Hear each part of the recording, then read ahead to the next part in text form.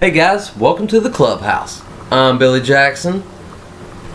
This is my cat Tack, and today we're going to be reviewing my number 8 pick on my top 10 Stephen King list, and that is Stand By Me. Of course, everybody loves this movie, and I mean, really, where do I begin? I mean, this movie is just awesome from beginning to end. I mean, first of all, you've got an all-star cast. I mean, Will Wheaton, Corey Feldman, John Cusack, Kiefer Sutherland, River Phoenix, Chris O'Connell, sorry. But I mean, the list goes on and on. It's just filled with all-star, top A-list people. And when I say A-list people, I mean A-list now and then.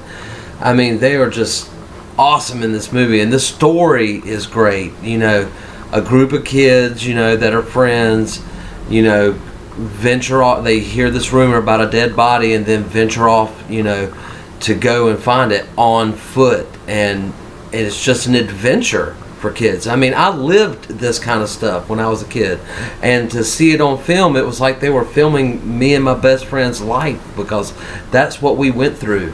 And that's another reason why this story really just connected to me.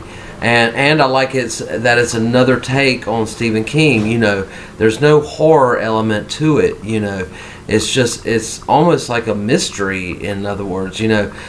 And when the only kind of you don't know what's going to happen kind of part is at the end, when they actually find the dead body, and the brother and the bad guy, Kiefer Sutherland's character's name, I can't remember his name, but when they confront the guys that have been venturing this whole way, and they drove there, and now who's gonna take him? Will Wheaton, his character pulls the gun on Kiefer Sutherland, and you just don't know what's gonna happen.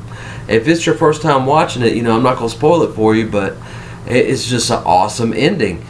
And another thing about this ending, me and my buddy were just talking about this at work, because I was mentioning, this film, and Richard Dreyfuss, narrates this film, and you only see him at the end, or a little bit at the beginning. I can't really remember. It's been a while since I've seen it, but I need to rewatch it. Just about talking about it the other day, and me wanting to put it on my top 10 list, making me want to relive this movie again.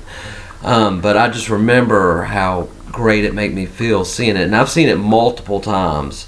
And this is a movie that still holds up today. You can watch this movie today, and it'll feel like it just came out in theaters. Still holds up.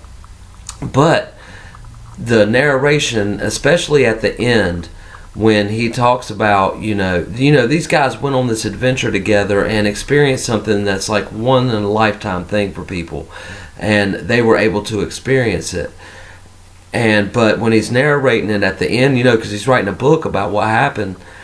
And he tells how they just became normal faces in the hall, during high school, and they just pass each other, hey, but they experienced this whole, crusade to find this dead body. And, for a kid to find a dead body and to see a dead body can be traumatizing.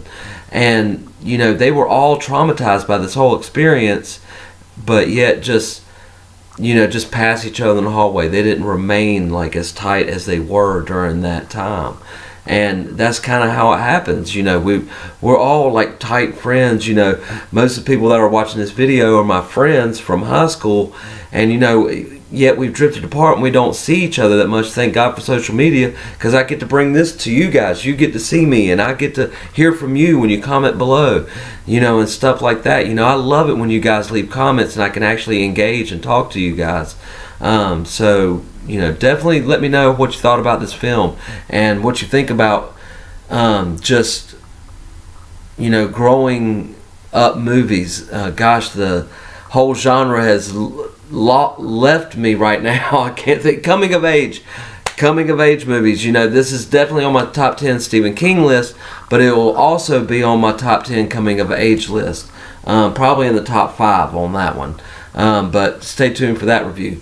But anyway, guys, let me know what you think of Stand By Me. Did you even know it was a Stephen King movie? I always did, and that's what I loved about it. That it was different from what he's normally putting out. It's versatile. compared to the other kind of horror movies and books that he does. This is different. But anyway, that's my take on it. Leave a like on the comment below, and remember, guys, to keep yourself happy. And the only way to do that is to make sure that the only thing stopping you is you stopping. Bam!